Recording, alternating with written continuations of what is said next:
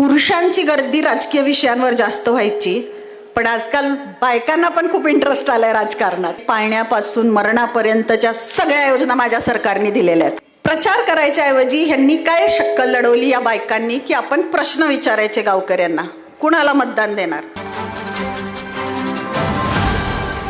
जाऊ ह्याच्यासाठी मतदान नसतं. मतदान हे निर्णय घेण्याचा दिवस असतो की माझ्या गावाला नेतृत्व कसं पाहिजे, माझ्या गावाचा भविष्यात मी चेहरा मोहरा कसा बघणार आहे, माझ्या गावाचं भविष्य मी कसं बघते, माझ्या गावाच्या सुधारणा, रस्ते असू देत, लाईट असू देत, पाणी असू देत, शिक्षण असू दे, स्वच्छता असू दे, ह्या सगळ्या गोष्टी मला कशा पाहिजेल आहेत हा विचार करून टाकलेलं मत असतं. हा निर्णय घेत असताना आता मला यंग पोरी खूप दिसायला लागल्यात आणि मला खूप छान वाटायला लागले की आजपर्यंत पुरुषांची गर्दी राजकीय विषयांवर जास्त व्हायची, पण आजकाल बायकांना पण खूप इंटरेस्ट आलाय राजकारणात. आणि चांगली गोष्ट आहे की नवीन युवती सुद्धा ज्या तयार झालेल्या आहेत, ज्या यंग मुली आहेत, कॉलेजला जाणाऱ्या आहेत, त्यांची सुद्धा मतं निर्णायक असतात. लक्षात घ्या. कोणी 18 वर्षाच्या आत्ता झाल्या असतील, त्यांना आज मताचा अधिकार मिळाला असेल तर तुम्ही सुद्धा विचार करून मतदान टाका. आज रवी आहेत, ते खूप यंग आहेत. आज युवकांना राजकारणात संधी मिळतीये. युवकांना सुद्धा स्वतःला सिद्ध करून दाखवण्यासाठी संधी मिळतीये. आणि जसं मगाशी तानाजीराव बोलता बोलता म्हटले की माझी सुरुवात ही ग्रामपंचायतीपासून आहे. ग्रामपंचायतीचा 15 वर्षाचा अनुभव त्यांच्या गाठीशी आहे. म्हणजे लोकांमध्ये काम केलेला हा एक सर्वसामान्य कार्यकर्ता आहे. भाजपाचा अनुभव पाठीशी आहे, त्याच्यासोबत नव्या युवकाची जोड आहे. म्हणजे तुम्ही विचार करा ही सांगड किती विचारपूर्वक घातली गेली असावी. आणि युवकांना संधी मिळतीये, युवक राजकारणात येत आहेत, त्यांच्या नवीन नवीन विचार आणतायत आणि नवीन प्रगतीसाठी तयार होत आहेत. ही एक खूप चांगली बाब आहे. आणि म्हणून आपण यांच्या पाठीशी ठाम उभं राहिलं पाहिजे, कारण आपला भारतीय जनता पक्षावरती विश्वास आहे, आपल्या आमदारावरती विश्वास आहे, त्यांच्या कामावरती विश्वास आहे, त्यांच्या नेतृत्वावरती विश्वास आहे. आज भारतीय जनता पक्ष हा फक्त पक्ष नाही आहे. आम्ही आज सगळी मंडळी ही विचारांनी एकत्र आलेलो आहे. हा एक विचार प्रवाह आहे. भारतीय जनता पार्टी पक्ष म्हणून फार कमी काम करते. आम्ही कुटुंबासारखं काम करतो.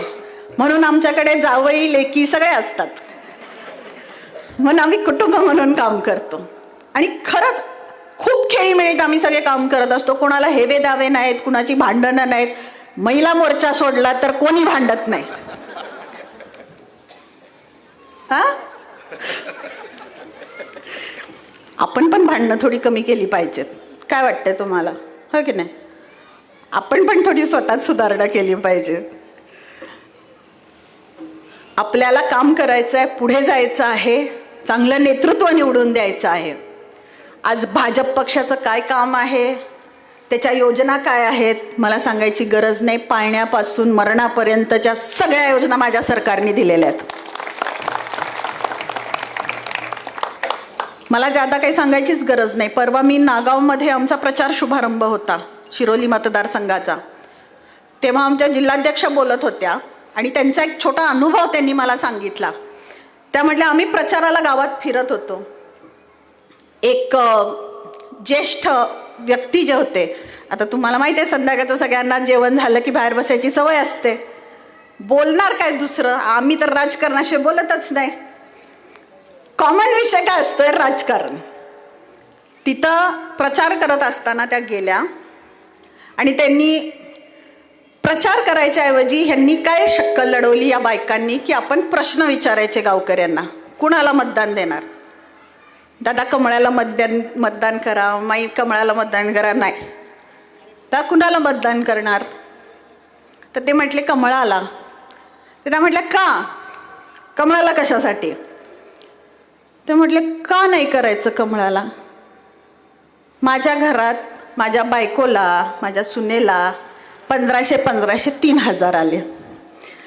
मला शेतकरी सन्मानचे माझे 12,000 सांगितलं ना आता मिळतातच. असं मिळून घरात एकंदरीत किती झाले? 15,000च्या आसपास. राशन मोफत आहे, वीज बिल माफ झाले. मग मी का करू नये कमळाला मतदान? हा सर्वसामान्य माणसाच्या तोंडून आलेला प्रश्न होता. त्यांनीच तो उलटा प्रश्न केला. आम्हाला जे उत्तर अपेक्षित होतं ते त्यांच्याकडनं आल्यावरती समाधान वाटलं की हे सरकार हे पहिलं सरकार आहे जे नुसतं आश्वासनं देत नाही तर ते पूर्ण करतं. आणि म्हणून या सरकारने दिलेल्या सगळी आश्वासनं आणि घेतलेले सगळे निर्णय हे सत्यात उतरतात. हे सरकारचं काम असतं आणि ते हे सरकार अत्यंत चोखपणे करते. बाळ, फ्रीजमधून श्रीखंड काढ ना. आम्ही पूर्वी घरीच बनवायचो श्रीखंड.